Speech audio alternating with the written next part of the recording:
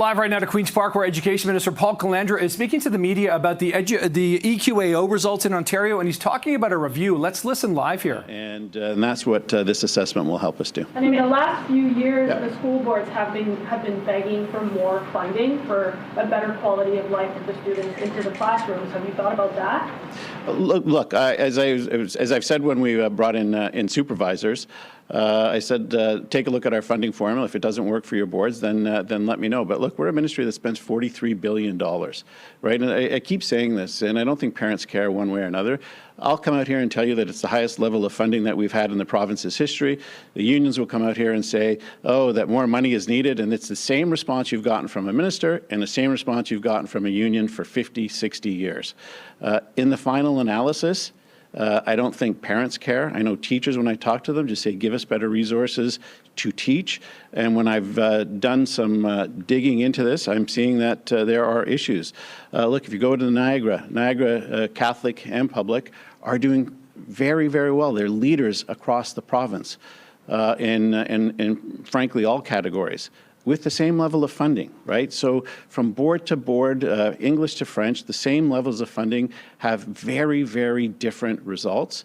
And that's what I think we've got to get to the bottom of. And I've heard a lot from teachers themselves who are critical of some aspects of the test and how it is undertaken and the questions that might be asked. But I want to get to the bottom of it and make sure that we have the resources, frankly, in place for teachers so that they can give our students the best opportunity to succeed. Could the poor math results be an indication that maybe the back to basics approach to the curriculum isn't working or isn't the right approach? Well, look, the back to basics approach on reading have shown, frankly, very good results, right? I'm optimistic on what we're seeing on literacy, but still more work needs to be done. And under the back to basics approach, we are seeing progress, right? I know a lot of people are thinking that we delayed the results because this was going to be a catastrophic announcement, but the progress just isn't fast enough, right? We have I think 50% of grade 6 students and 42% of grade 9 students not meeting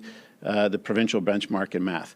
And while those results are slightly better, you try telling that to a parent or a student and a teacher who's working so hard, right?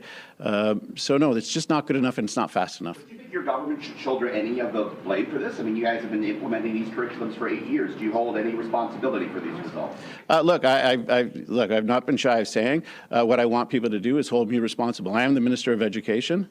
Hold me responsible for the decisions that we're making over the next number of years to improve the system. But it's not just about the Ministry of Education. I've said that the ministry needs to show better leadership when it comes to curriculum development. It's part of the reason why I delayed some of the curriculum. I just thought it wasn't enough time to give teachers the ability to learn it and to be able to teach it.